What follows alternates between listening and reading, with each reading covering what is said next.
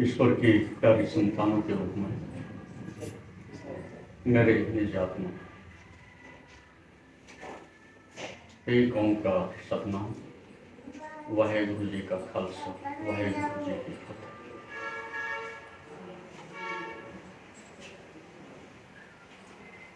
गुरु नानक ने इस बात पर बहुत बल दिया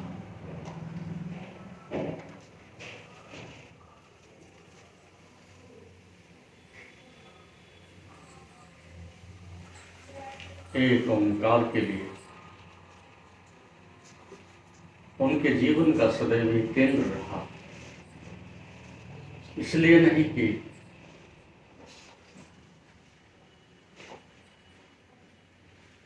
इसीलिए क्योंकि ये पूरे अस्तित्व का प्रतिनिधित्व करता है। ओंकार का अर्थ है जो संपूर्ण है,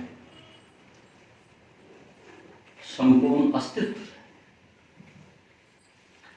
और जो आपके अंदर एक अनाहत नाद के रूप में प्रकट होता है।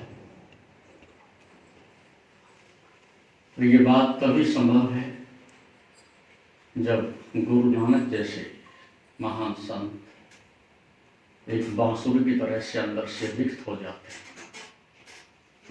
खाली हो जाते हैं, अर्थात संसार बाहर और परमात्मा अंदर प्रकट होता है। ये उसके होने का ढंग। जब तक भीड़ है संसार है उतने तक उसके प्रकट होने का कोई ढंग नहीं बनता, कोई विधि नहीं बनती।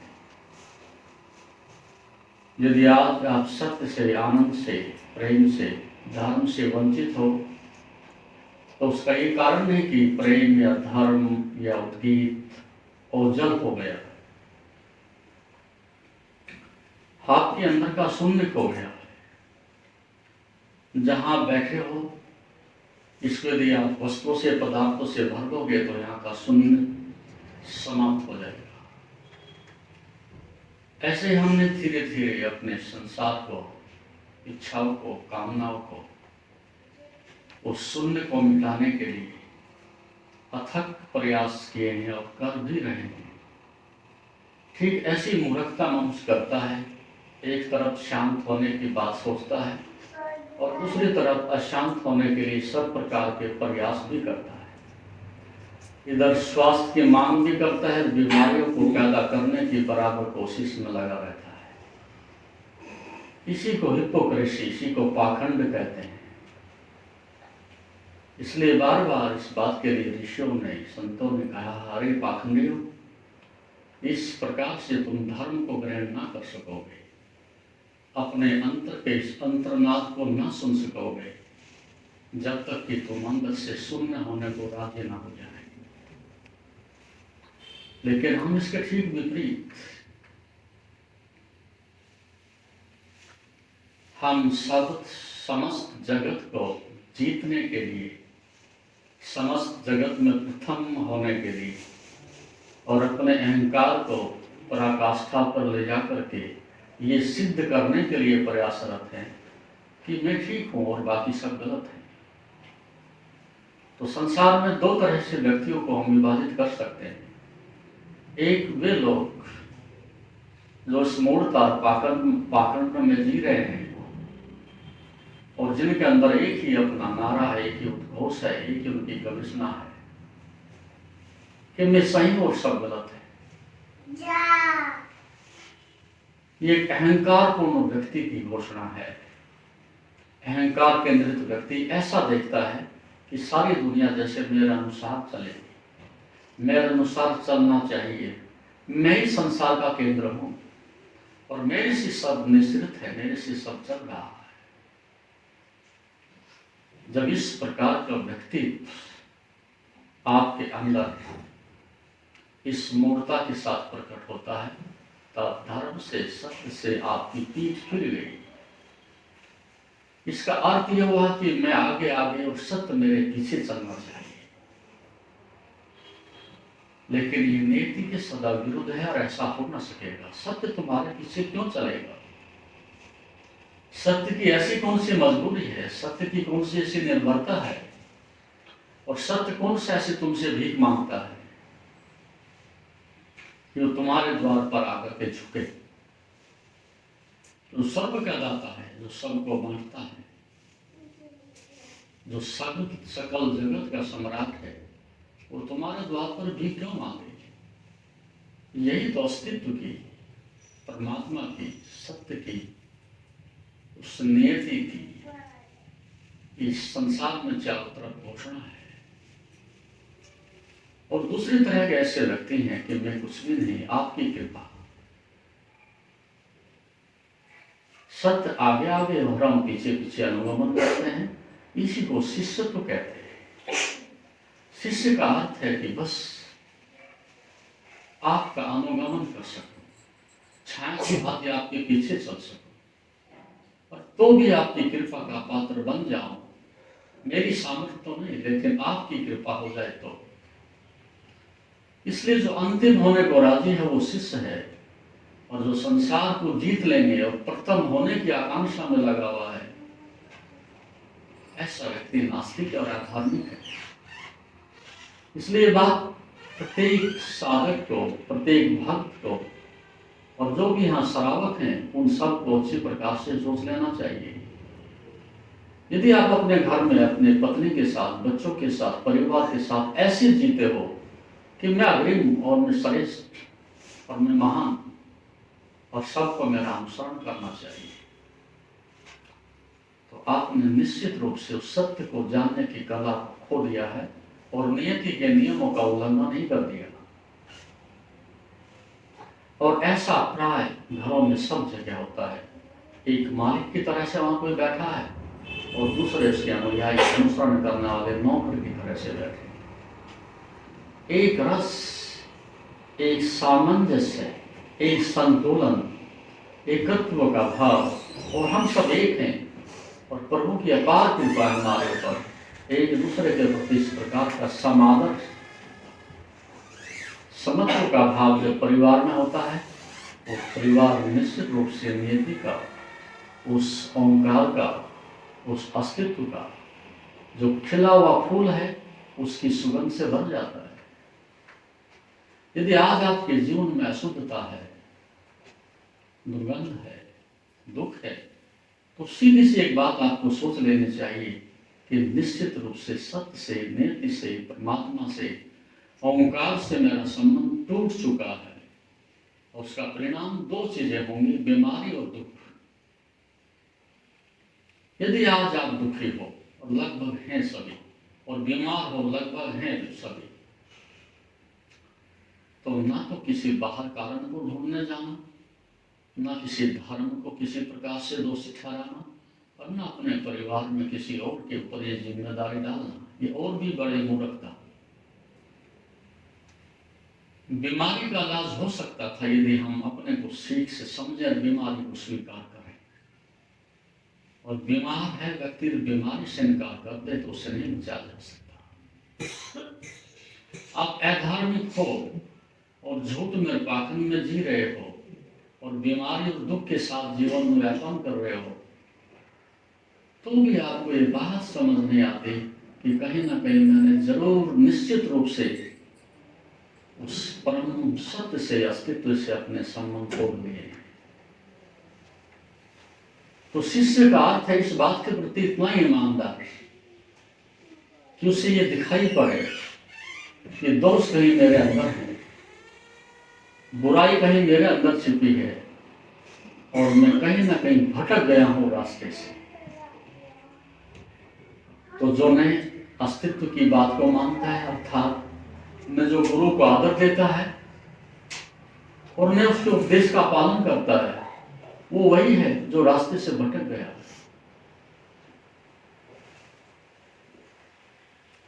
बातों को ठीक से सुनना, वो जो न गुरु को आदर देता है और न उसके उपदेश का पालन करता है, वो वही है जो भटक गया है।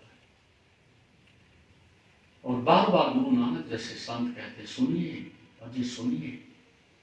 क्यों इस बात पर इतना बल देते हैं सुनने के ऊपर? क्योंकि सुनना ही देखने का ढंग बनेगा। यदि सुनने की कला ही नहीं आई तो देखने का, दृष्टा होने का, दर्शन करने का सौभाग्य आपको प्राप्त ना होगा। यदि आप बाई बर्थ ही बधिर होते तो आपके गुम होने का मार्ग प्रशस्त हो गया।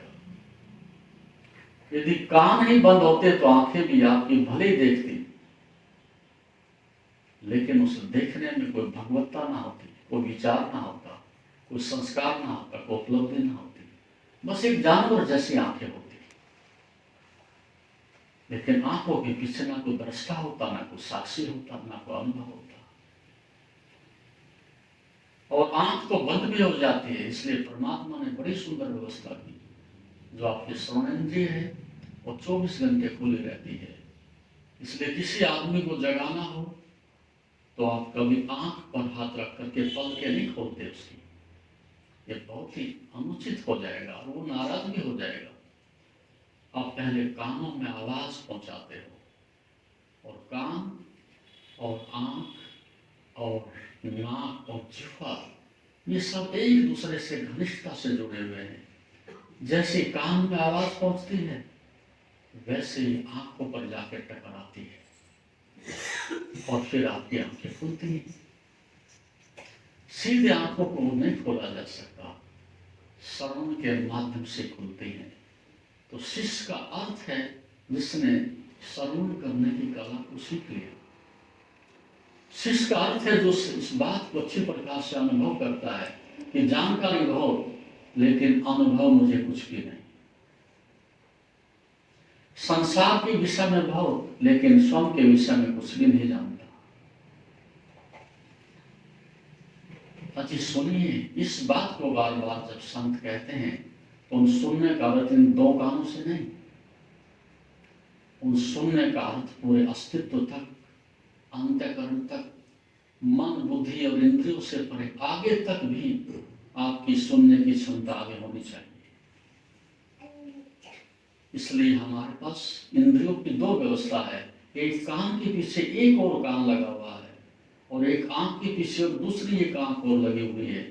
प्रत्येक इंद्रिय के पीछे एक सूक्ष्म इंद्रिय है और वही जब तक उसको ग्रहण ना करे आगे नहीं पहुंचा सकते। कितनी बार आप सुन लेते हो लेकिन चीजें आगे तक नहीं जाती। इसलिए हम प्रत्येक बात में चूक जाते हैं, क्योंकि जितने भी आपके कार्य हैं सब सरफेशियल है, सब उखड़े हुए खंड खंड हैं और सब मूर्छा में जल्दबाजी में किए हुए कर्म है। तो आपके अंदर एकजुटता कभी भी नहीं होती, एकाग्रता कभी भी नहीं होती। शिष्य होने का अर्थ है इतना एकजुट है, इतना एकाग्र है, इतना तल्लीन है, इतना डूबने की क्षमता रखता है, तो उसमें एक गहराई है। आपने वो गहराई खोली। इस गहराई को हम प्रौढ़ता कहते हैं, अंतः प्रज्ञा कहते हैं। आपने देखा होगा जब जानवर होता है तो बाई बर्थ ही प्रौढ़ होता है। एक पैदा होने वाले बछड़ी को, बछड़े को, हिरण के बच्चे को, कोई भी बच्चा हो किसी भी जानवर का, वो जन्मते ही प्रौढ़ होता है, अर्थात वो पानी में डाल तो तैर सकता है। घास कहाँ है उसे पता है, वो अपने आप तलाश लेगा। पानी कहाँ है अपने आप तलाश लेगा। लेकिन आप देखो ना अपने बच्चे के विषय में, आप पैदा होते बच्चे को पानी में डाल दो तो क्या आप आशा करेंगे वो तैर के वापस आएगा? आप उसे बाहर छोड़ दो तो वो नहीं ढूंढ सकेगा कि कहाँ दूध है, कहाँ भोजन है। इसलिए जो चीज ज्यादा बहुत लंबे समय के बाद प्रौढ़ता को प्राप्त होती है उनमें एक विशेषता आ जाती है, उनमें एक अनुभव की लंबी श्रृंखला जुड़ जाती है। तो लगभग मनुष्य को पृथ्वी पर प्रौढ़ होने में लगभग 25 वर्ष का समय लगता है। और वो भी तभी प्रौढ़ हो पाएगा कि जब पहले कदम से ही हमने उस प्रौढ़ता के लिए पूरे आयोजन किए हों। अन्यथा आप 100 वर्ष के होने के बाद भी प्रौढ़ नहीं हो पाते, एक बचपनेपन से वापस लौट जाते हैं। अधिकांश लोग बच्चे पैदा होते हैं और बचपन से और एक दूसरे बचपन में जाकर के शरीर समाप्त कर लेते हैं। तो 25 वर्ष तक की हमने व्यवस्था की थी धर्म के अंतर्गत, कि एक प्रौढ़ता आ जाएगी, एक मैच्योरिटी आ जाएगी, एक सम्यक प्रज्ञा का जन्म हो जाएगा और फिर धर्म की यात्रा बड़ी आसान है। यदि आज आपके लिए धर्म इतना कठिन है, धर्म आपके लिए कल्पना है, धर्म आपके लिए मात्र एक विचारधारा है, तो उसके पीछे एक ही कारण है कि आपके अंदर उस प्रकार की प्रौढ़ता का, उस प्रकार की प्रज्ञा का, उस प्रकार की एकजुटता का, उस प्रकार की ऊर्जा का अत्यंत अभाव है। और इसलिए हमने ब्रह्मचर्य पर इतना बल दिया, क्योंकि जितने प्रगाढ़ और विराट ऊर्जा आपके अंदर संचित होती है, उतने उस विराट को जानने के लिए आप आगे बढ़ सकते हो। यदि आपके पास ऊर्जा नहीं तो आपके पास प्रौढ़ता भी नहीं। तो 25 वर्ष तक हमने एक अखंड ब्रह्मचर्य की, समस्त इंद्रियों के संयम की, यदि समाज में इस प्रकार की एक वैज्ञानिक प्रणाली विकसित की थी, तो उसके पीछे मात्र कारण यही था कि उमड़ती ऊर्जा सीधी बांध तोड़ करके और एक ओंकार सतनाम में प्रवेश कर जाए। तो जब ये शुद्ध ऊर्जा होती है तो ये शून्य में प्रवेश करती है, और जब अशुद्ध ऊर्जा होती है तो संसार में प्रवेश करती है। इस बात को अच्छी प्रकार से समझ लेना चाहिए। जितना आप अशुद्ध और अशुद्ध होते चले जाते हैं, उतना ही संसार का विस्तार होता है। संसार का मतलब दुख, अशुद्ध ऊर्जा का मतलब है दुख, और शुद्ध ऊर्जा का मतलब है आनंद। तो हमने तपस्या पर इतना बल क्यों दिया? व्रत, अनुष्ठान, सत्संग, सेवा, गुरुमुख होने का, इसका एक ही अर्थ है, अनेक अनेक प्रकार से हमने अपने को परम शुद्ध बनाने के लिए चारों तरफ से प्रयास कर दिए। चाहे भोजन हो, चाहे देखने की सुनने की प्रक्रिया हो, चाहे किसी की संगत हो, चाहे शास्त्रों का, गुरुमुख का श्रवण हो, उन सब के पीछे एक ही उद्देश्य था कि किसी कोने कात्र में, पूरे शरीर और इंद्रियों में किसी भी कोने में जरा सा अंधकार न रह जाए, सब परम चैतन्य हो उठे और परम ऊर्जा का अंदर एक बहाव होने लगे। उस अवस्था में निश्चित रूप से आप ओंकार में प्रवेश कर सकते थे। चली हुई कारतूस, बुझा हुआ जीवन, फूटा हुआ दीपक, बहती हुई ऊर्जा, निस्तेज और बीमार आपका व्यक्तित्व, ऐसी अवस्था में ओंकार को नहीं सुना जा सकता। ये बड़ा सुंदर है, इसलिए इसको हमने अनाहत नाद कहा है। संसार का मतलब है दो चाहिए, आहत, टकराव, विरोध, क्लेश, कलह, प्रतिक्रिया, प्रतिशोध, ये सब संसार में है। लेकिन धर्म की यात्रा में कोई प्रतिशोध नहीं होगा, कोई प्रतिक्रिया नहीं होगी, क्योंकि वहां अनाहत, कोई किसी प्रकार का टकराव नहीं। बाहर के जगत में सब जगह संघर्ष ही संघर्ष है, लेकिन अध्यात्म के जगत में सहयोग चाहिए। यदि आपको धर्म की यात्रा पर निकलना है तो सहयोग की जिंदगी चाहिए, लेकिन हम तो ऐसा नहीं कर पाते।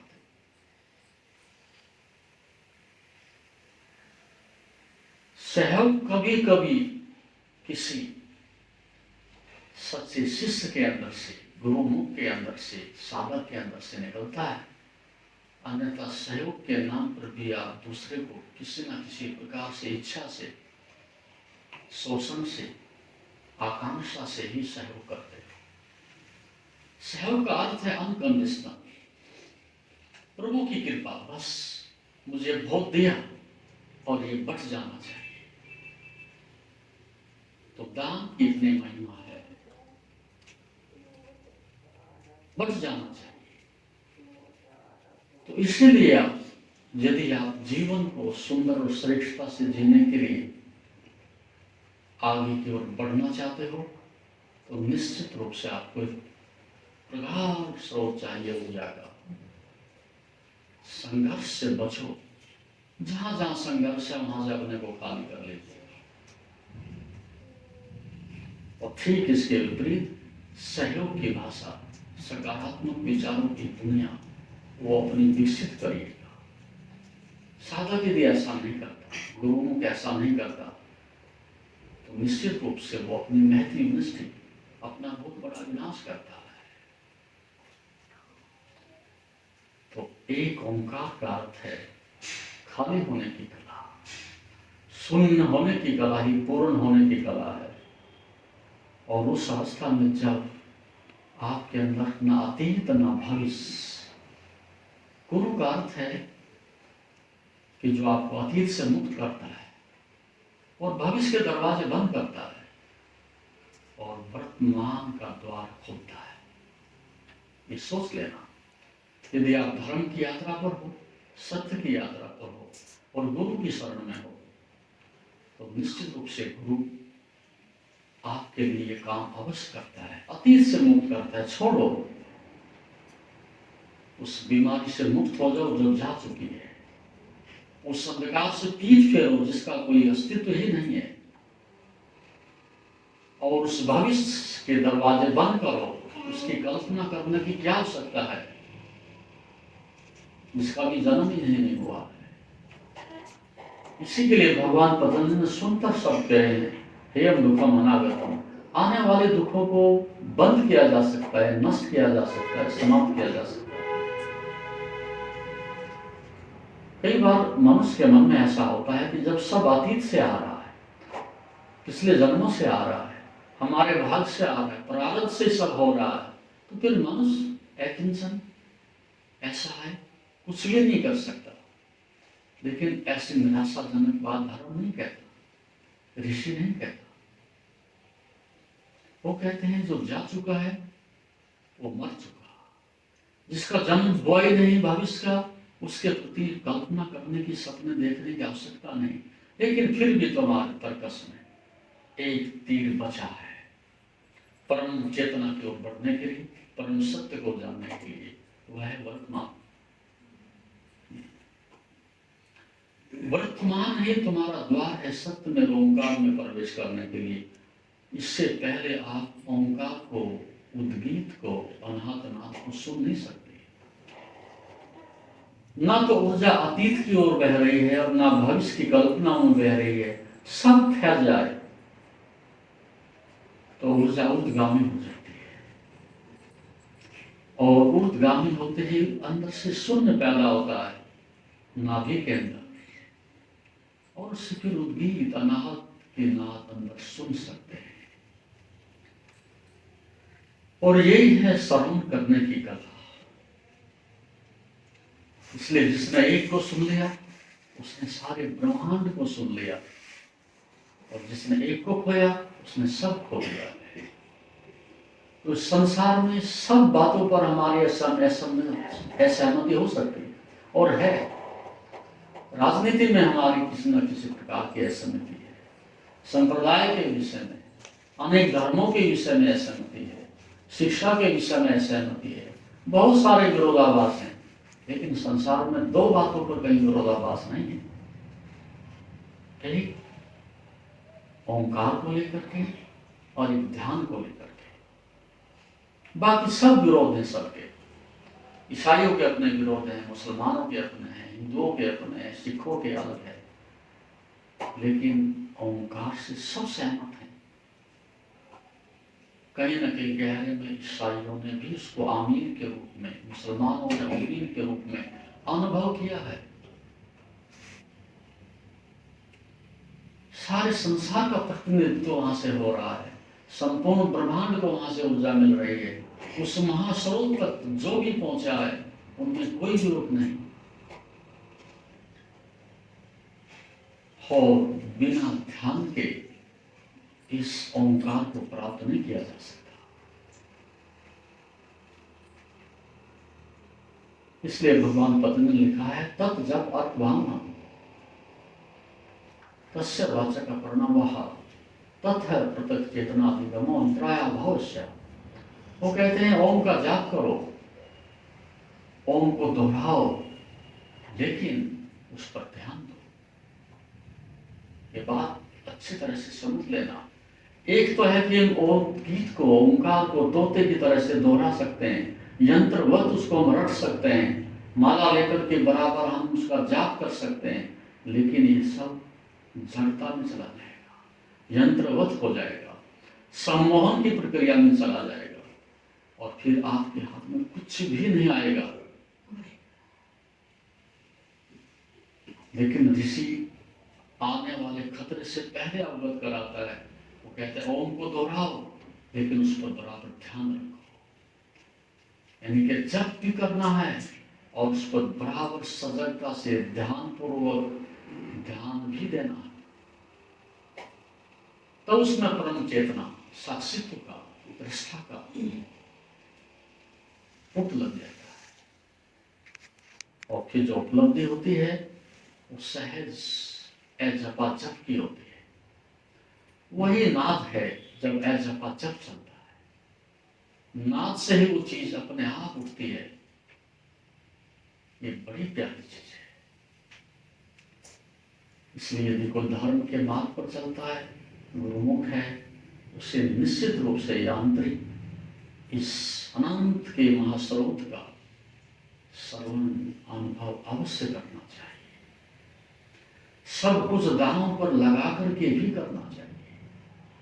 एक ही श्रवण के योग्य है और एक ही देखने के योग्य है। इससे पहले कि मृत्यु अनिष्टता के रूप में आकर के तुम्हारे संसार को, अंगड़ खंगड़ को, सब को छीन ले, उससे पहले तुम्हें उस एक ओंकार का अनुभव हो जाना चाहिए। और उसी को कहा है वह गुरु जी का खालसा। ओंकार को सुनते ही, ओंकार की अनुभूति होते ही, नाद जगते ही अगला चरण होगा मुक्ति का। खालसा का मतलब खाली, रिक्त, शून्य, मुक्त। तीनों बातें एक दूसरे के साथ जुड़ी हुई है। शायद आपने ध्यान नहीं दिया होगा।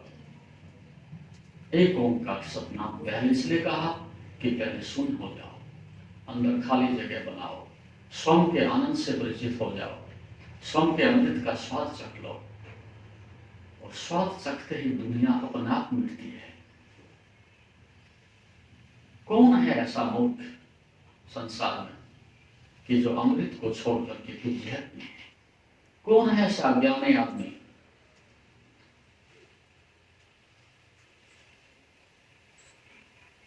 कि परमात्मा को छोड़ करके संसार के पीछे भागे?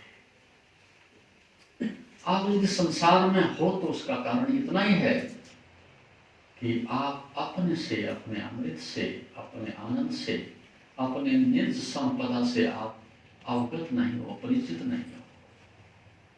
बाहर भीख मांगने का और कोई कारण नहीं, अतृप्ति का यही कारण है कि आप कभी संतुष्ट और तृप्त नहीं होते। ऐसा हुआ कि एक भिखारी ने, भिक्षुक ने सम्राट के द्वार पर दस्तक दी भिक्षा के लिए। सम्राट ने कहा कि इस भिखारी को भिक्षा दे दो। उदार था, संस्कारित था। उसने कहा मुझे सम्राट से भिक्षा लेनी है। भिक्षा बात साधारण नहीं है, भरेगा नहीं ऐसे। हंसा सम्राट। उसने कहा क्या बात करते हो, छोटा सा भिक्षा पात्र है तुम्हारा, क्यों नहीं भरेगा? और उसने फिर व्यंग्यात्मक रूप से ये भी कहा अपने दरबारियों से, छोड़ो तुम, 2-4 रोटी से क्या करना है, लगता है कि फकीर कुछ मस्त है, प्रफुल्लित है, इसके पात्र को आप हीरे जवाहरात से भर दो, काफी दिन चलेगा। और खजाने में गए, लाकर के उसमें डाले, और डालते ही देखते ही उसमें से एक भी असर की मुद्रा वहां कुछ भी नहीं था, खाली। सम्राट ने देखा ये क्या हुआ। उस सन्यासी ने कहा कि इसीलिए आपके द्वार तक आया, संसार में कोई भर नहीं सका, बहुत जगह द्वार पर भिक्षा मांगी और ये पात्र खाली रहा, लेकिन आज मेरी आशा लगी है कि आप भर दो।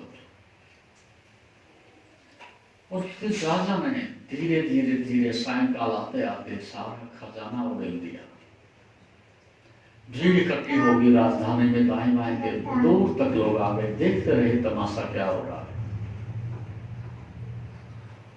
और अब तक तो अकड़ थी, लेकिन सायंकाल आते आते राजा छुप गया। उसकी समझ नहीं आ रहा कि ये क्या हो रहा है। उसने घुटने टेक कर कहा कि मुझे महाराज बताओ, ये चमत्कार क्या हो रहा है, ये बात क्या है। उसने कहा महाराज बात कुछ नहीं है, ये मरघट की एक खोपड़ी मेरे हाथ में है,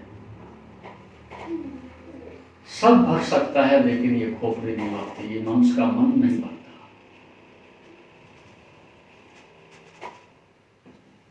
और जो तुम मुझे दे रहे हो, खोपड़ी तुम्हारी भी नहीं भरी आज तक।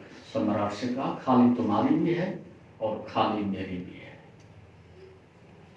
जहां संसार की चाह है, इच्छाएं हैं, आप कितने भी कोशिश करो, इस मन को आप तृप्त न कर सकोगे जब तक आप स्वयं आप काम नहीं हो जाते, स्वयं से तृप्त नहीं हो जाते, उतने से पहले संसार कोई तृप्ति ना दे सकेगा।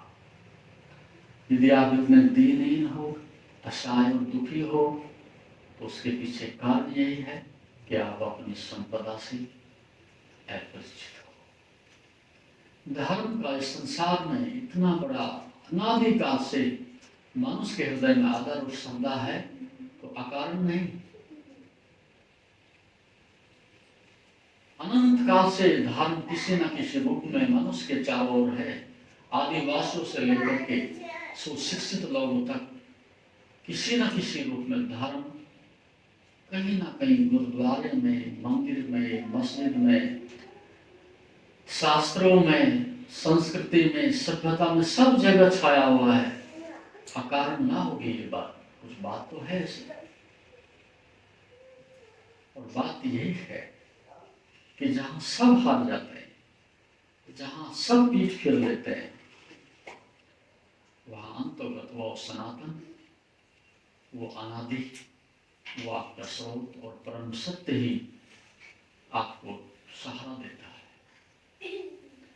तो ध्यान के विषय में कोई विरोध नहीं, और ओंकार को लेकर के भी कोई विरोध नहीं, क्योंकि ये कोई भाषा का शब्द नहीं है। ओंकार किसी व्याकरण का शब्द नहीं है।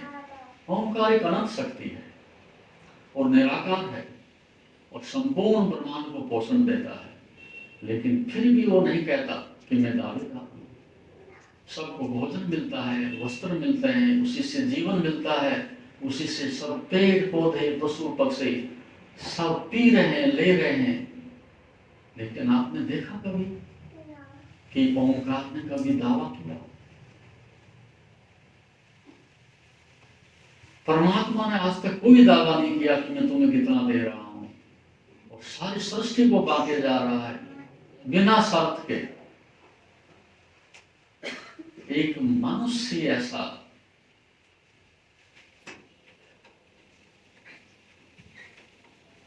बुद्धिहीन प्राणी है, मनुष्य कैसा महामूर्ख इस दुनिया में है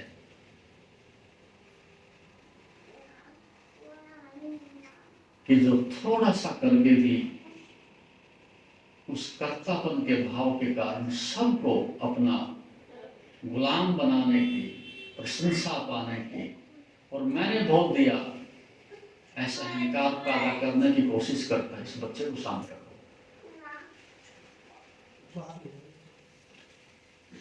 और इस बात को ध्यान में रखते हुए सारी सृष्टि में आप देखिएगा, कहीं भी कहीं कर्तापन का भाव नहीं है। आप इस बात को गहराई से देखना, पेड़ अपने फल बांट रहे हैं, नदियां ऐसे जल पिला रहे हैं, सूरज ऐसे अपनी रोशनी फेंक रहा है, फूल ऐसे सुगंध दिए जा रहे हैं, सब आपकी सेवा में रत हैं। लेकिन कोई पौधा दावेदार नहीं इस बात के लिए कि मैं तुझे इतना देता हूँ, छां देता हूँ, फल खिलाता हूँ। कोई गौ माता इस बात का दावा नहीं करती कि मैं तुझे पोषण देती हूँ। कोई सूरज का भी आपसे टैक्स नहीं मांगता, कहीं कुछ भी, किसी ने कुछ भी नहीं मांगा आपसे। एक मनुष्य ही ऐसा महामूर्ख है इस पृथ्वी पर कि जो कर्तापन को विकसित करता है, और तुम्हारे दुख का और भी कारण कुछ भी नहीं। आपने देखा है कितना अनुशासन सारी सृष्टि में, और कितना तालमेल है सारी सृष्टि में, और कितना प्रेम है सारी सृष्टि में।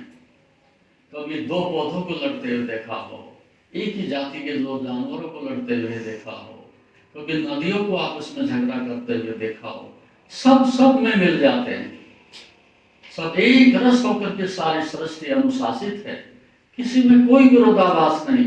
एक बड़ा पौधा बड़ा होकर के खुश है, और छोटा छोटे होने में भी खुश है, उसके चरणों में खड़ा है छोटी सी घास।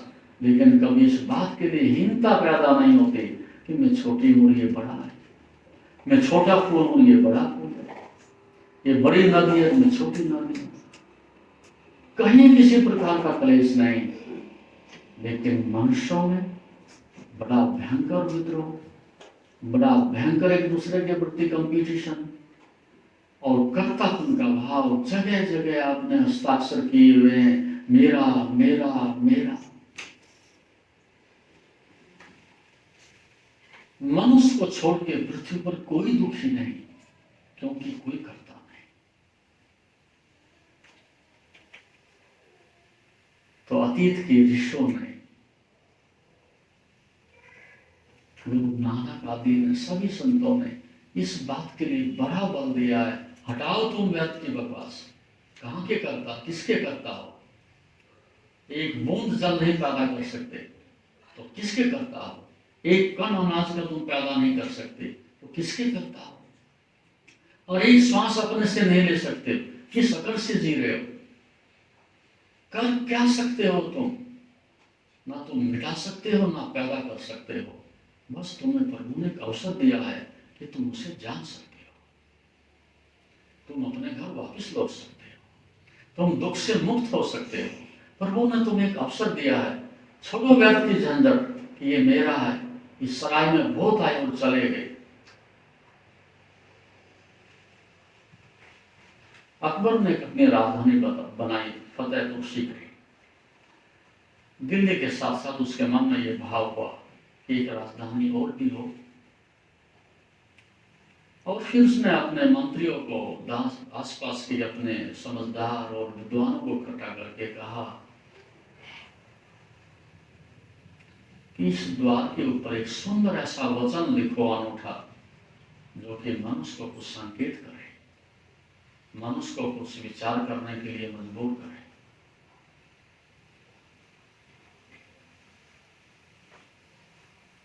उसमें उन्होंने लिखा, और सही लिखा, अनूठा वचन है, कभी जाते हो तो वहां जाकर के पढ़ना। फतेहपुर सीकरी के द्वार पर लिखा है, the world is a bridge, संसार एक सेतु है, गो बियॉन्ड इट, इसके पार जाओ। और ये संसार तुम्हारा घर नहीं, ये सराय है, यहां मत ठहरो, मकान मत बनाओ। यहां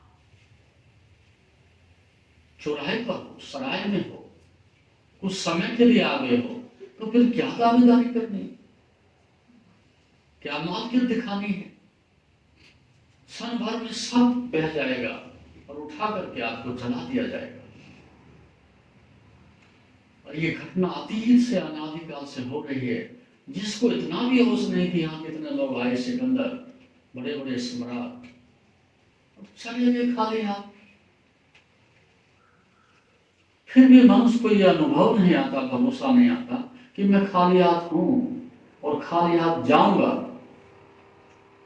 यदि आप भर सकते हो तो परमात्मा से भर सकते हो, संसार से तो नहीं भरा कोई जा सकता। और कोई तृप्ति का कारण नहीं, बस उस एक ओंकार को पाकर के आप तृप्त हो सकते हो। अन्यथा यहां सब खाली हाथ गए, धूल धमास में जिंदगी ऐसी नष्ट करके गए, लौलवान होकर के गए और हाहाकार मचा करके चले गए। उसमें से आप भी हो, ये मत समझना कि हम नहीं हैं, वही हो। हाहाकार मच रही है और मचेगी।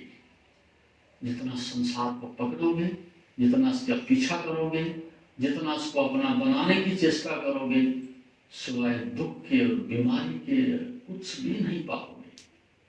और पाया क्या आज तक?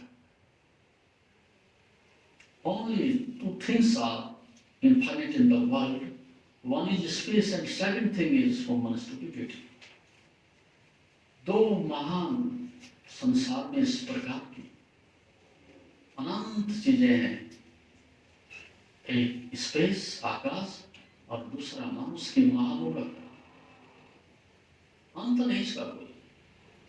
इतना कुछ आपकी आंखों के सामने रोज घटित होता है, पड़ोस में होता है, मरघट में होता है, अखबारों में होता है, टीवी पर होता है। कितने लोग उठ करके रोज यहां से जा रहे हैं, लेकिन क्या तुम्हें इस बात पर संदेह नहीं होता कि मैं भी क्यों में खड़ा और मुझे भी जाना है? फिर काहे को कागज इकट्ठे करने में लगे हो, और काहे को अंबार इकट्ठे करने में लगे हो, और काहे को दुनिया बसाने में लगे हो? परमात्मा का संदेश है, संसार से प्रेम करो और वस्तुओं का उपयोग करो। मैं नफरत नहीं करता संसार से, लेकिन परमात्मा का, विश्व का संदेश सुनो, वस्तुओं का उपयोग करो, बस पर्याप्त है बात। मेरे की बात क्या करनी है? जो है उसका पूरा उपयोग करो, और आवश्यकता के लिए करो, इच्छा के लिए मत करो। ये बात भी ठीक से समझना। स्वतंत्रता वह है जो तुम्हें सृजनात्मक बनाए, और गुलामी और मनुष्य के पतन की स्वतंत्रता वह है जब तुम्हारी समझ ना हो तो फिर उनका दुरुपयोग होता है। स्वतंत्रता सृजनात्मक होती है। तो यदि तुम्हारी आवश्यकताएं पूरी होती हैं और वस्तुओं का सदुपयोग होता है, तो फिर आपके जीवन में दुखी रहने के कारण ही समाप्त हो गए। वस्तुओं का सदुपयोग करो, और मनुष्यों से जितना समय बचता है फिर प्रेम करो। उसका ये भी अर्थ है, यदि आप अपने को प्रेम करने से वंचित रहे तो फिर दूसरों से प्रेम में ना कर सकोगे। एक ओंकार का धर्म का मतलब है स्वयं से प्रेम करने की कला सीख लिए। यदि आप धीरे धीरे आवश्यकता तक सीमित हो जाओ तो तुम नियति के अनुसार हो गए। अब तुम्हारे पास पर्याप्त समय बचेगा, शक्ति बचेगी। स्थान की उपयोगिता, जो आप जहां बैठे हो, इस बात में उसकी सार्थकता है कि आप उसका कितना उपयोग करते हो। एक मकान बनाने के लिए आप चलते हो, उसकी उपयोगिता इस बात में है कि तुम्हें कितना चाहिए। बस आप कभी इस बात को नहीं सोचते, बस एक ही बात सोचते हैं, बड़ा मकान बनाऊंगा। क्यों? पड़ोसी का बड़ा मकान, इसलिए बड़ा बनाऊंगा। आपको रहने के लिए जितना उपयोग जितना बना लीजिएगा, बाकी समय, शक्ति और धन क्यों नष्ट करना है? इसीलिए दूसरों से बड़ा बनाना है। साधारण वस्त्रों में काम चल सकता है, साधारण वस्त्र पहन करके जीवन व्यापन हो सकता है, लेकिन नहीं, दूसरों के कारण मुझे और अधिक वस्त्र चाहिए। इस प्रकार की महत्वाकांक्षा से, प्रतिस्पर्धा से जिस आदमी का मन भरा हुआ है, वो कभी धर्म के रास्ते पर नहीं आ सकता। धर्म की एक परिभाषा समझ लीजिएगा, जो न्यून से न्यूनतम पर राजी हो जाए। मुझे एक बड़ी घटना याद आती है। एक फकीर के यहाँ अमीर आदमी मेहमान हुआ, और फकीर होता है, जो न्यून से न्यूनतम होता है उस पर भी गुजारा करने के लिए उसका उत्सव मनाता है। कम से कम पर जो राजी हो जाए, चाहे वो गृहस्थ में हो और चाहे वानप्रस्थ में हो, चाहे सन्यासी हो, वो शादी है, कम से कम पर राजी हो जाए। तो जो भी श्रेष्ठतम उसके पास हो सकता था, सन्यासी था, उसने वो दिया। फिर रात्रि को 9 बजे अलविदा होने का, शयन करने का समय है। फिर अंत में सन्यासी ने फिर पूछा मेरे आदमी से, किसी चीज की कमी हो तो बता देना। वो थोड़ा मुस्कुराया भी, थोड़ा संकुचित भी हुआ। उसने कहा, महाराज पहली तो बात कुछ है नहीं, और यदि ऐसी बात भी है मैं कह भी दो कि मुझे चाहिए तो लाओगे कहां से, करोगे क्या, कहां से लाओगे आप? उस सन्यासी ने कहा, लाऊं तो कहीं से नहीं, लेकिन मैं एक ढंग जानता हूं, एक अस्तित्व का नियम जानता हूं, जिसके कारण से मेरी जिंदगी आनंद से भर गई है। How to do without it, कम से कम में कैसे गुजारा हो सकता है, ये मैंने सीख लिया है। तो अधिक से अधिकतम की जिसकी मांग है उसके दुखों का अंत हो ही नहीं सकता, क्योंकि कोई सीमा नहीं अधिकतम की। ढूंढते जाओ दुनिया में अच्छे मकान, अच्छा मकान ही नहीं मिलेगा। ढूंढते जाओ अच्छे भोजन, कोई अच्छा भोजन ही तुम्हें रास नहीं आएगा।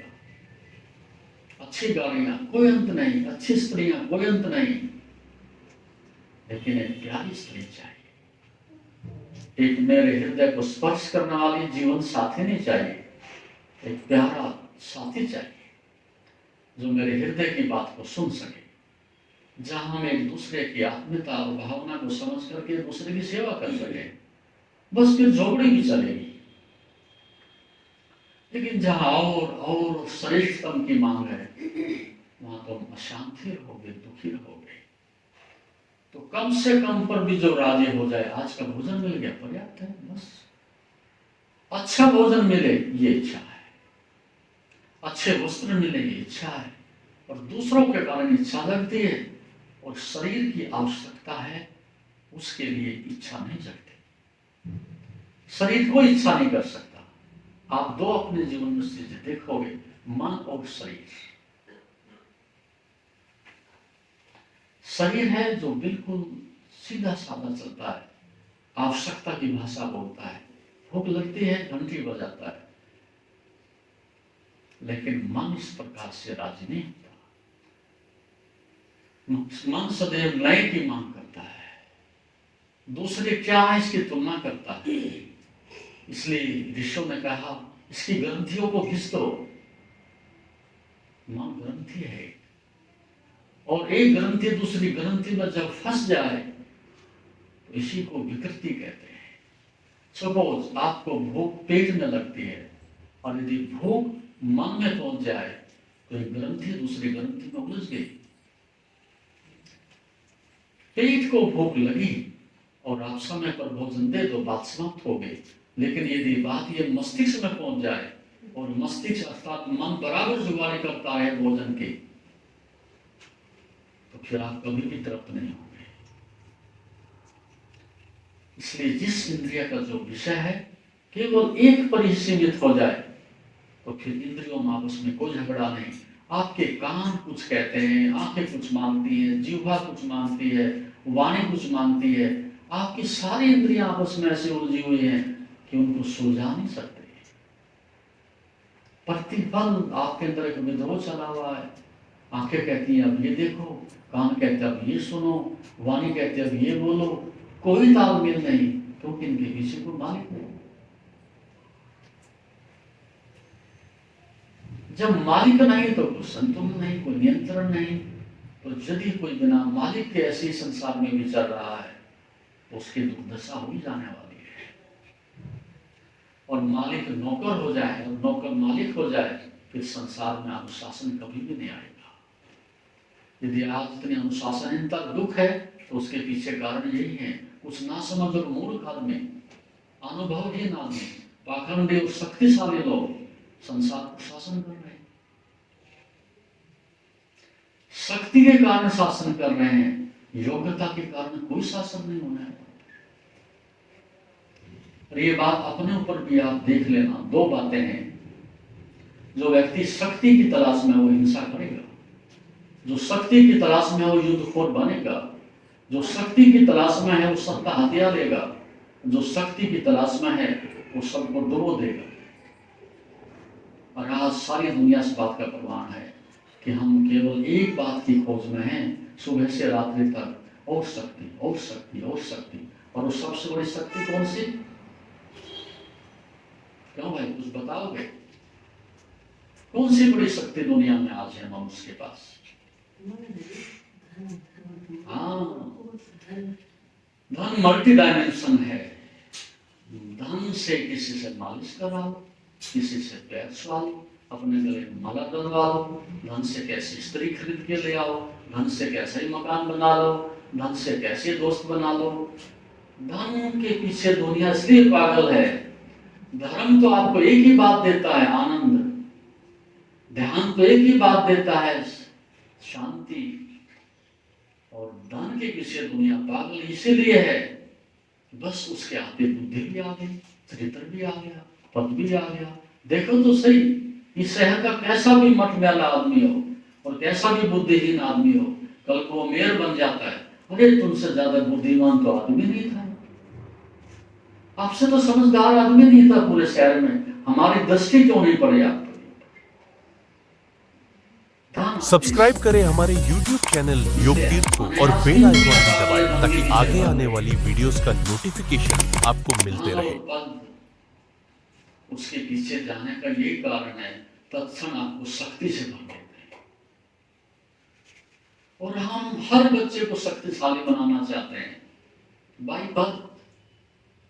यदि आज सारी दुनिया अधर्म से भर गई है, गुरुद्वारे बंद हो गए, मंदिर के दरवाजे बंद हो गए, परमात्मा तुम्हारे लिए पीठ फिर गई है, तो उसके पीछे कारण नहीं है सब। इतना आकर्षण है धन और पद का कि बचपन से बच्चों के अंदर भूख पैदा हो गई। जैसा कि आज से 5000 वर्ष पहले बाई बर्थ ही बच्चों में एक धर्म और ज्ञान और सौंदर्य और शांति के प्रति भूख पैदा होती थी, स्वाभाविक रूप से, क्योंकि चारों तरफ एक हवा बहती थी, चारों तरफ एक संगीत सुनने को मिलता था, चारों तरफ एक शांति का वातावरण था। जिससे बात करो वही धर्म की बात करता है, जिससे बात करो वही शास्त्र के वेद की बात करता है, जिससे बात करो वही ध्यान की बात करता है। तो बच्चे में क्या जगेगा? ध्यान जगेगा, शांति जगेगी, प्रेम जगेगा। लेकिन आज दुनिया में बड़ा भारी कुशन, बड़ा भारी जहर बाई बर्थ ही बच्चे को उकसाया जा रहा है। तुझे प्रथम होना है, राष्ट्रपति बनना है, प्रधानमंत्री बनना है, आईएएस बनना है, पीसीएस बनना है, डॉक्टर बनना है, इंजीनियर बनना है और बन के दिखाना है। और फिर दुनिया को चूसना है, दुनिया की जेब काटनी है, दुनिया के हाथ में एटम बम और छुरे तलवार दे देनी है। ये काम करती है सब।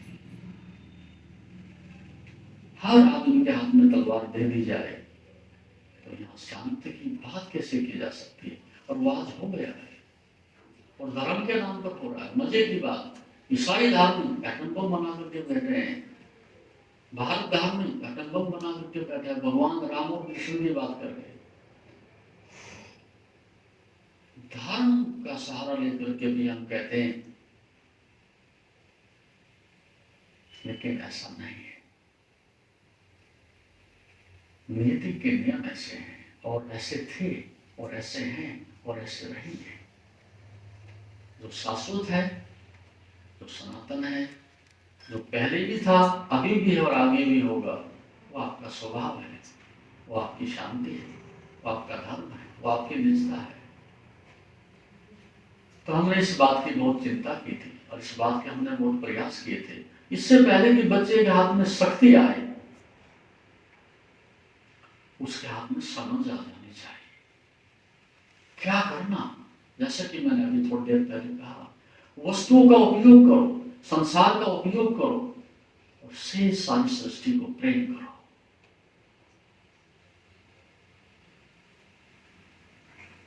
सारी सृष्टि को प्रेम करो।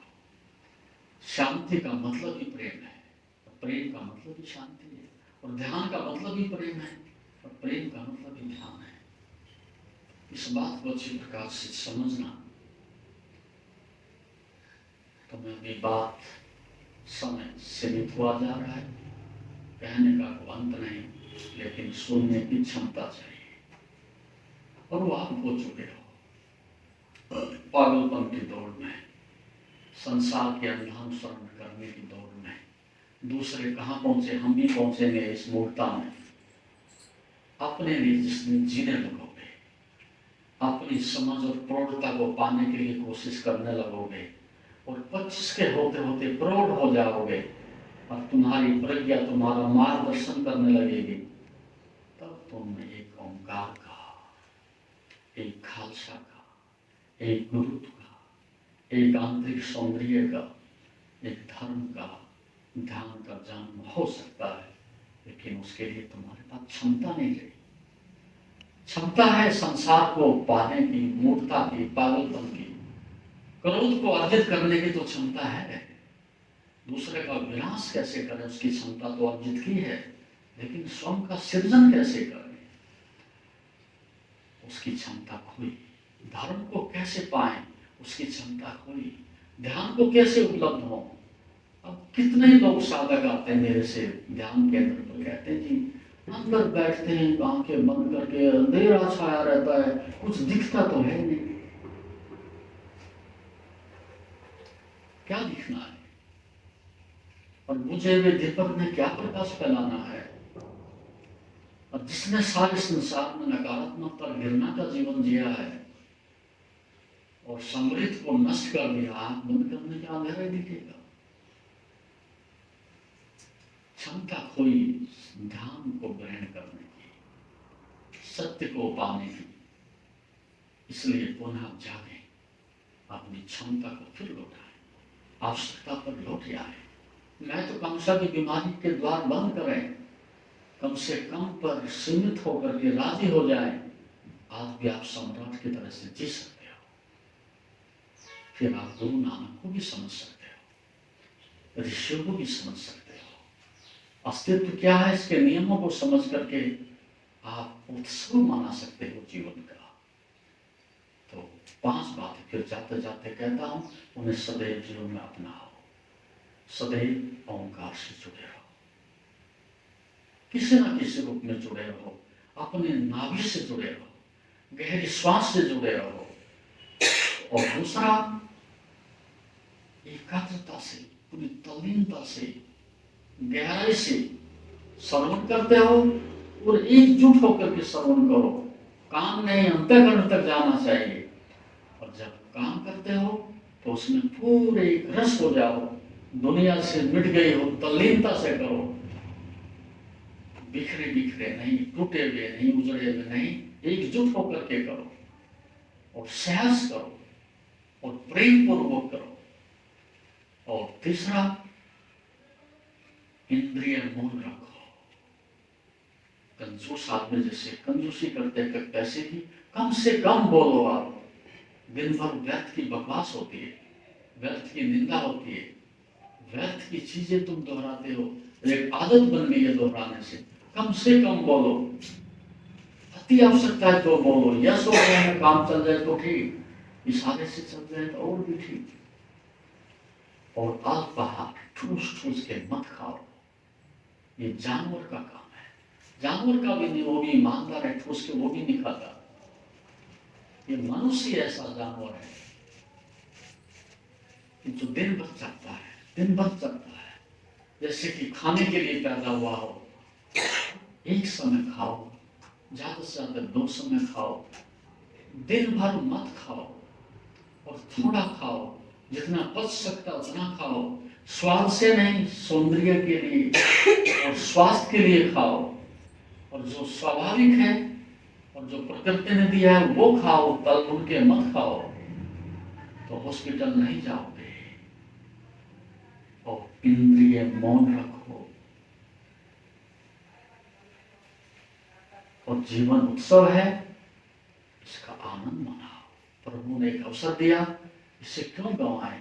लंबे लंबे चेहरे, खतरनाक चेहरे, अहंकार से भरे हुए चेहरे, और मैं बड़ा हूं, उस प्रकार की मूर्खता की बातें हटाओ। इस पागलपन को, सरल हो जाओ, बच्चों जैसे हो जाओ, गीत गुनगुनाओ और सबके प्रति मंगल कामना से भर जाओ।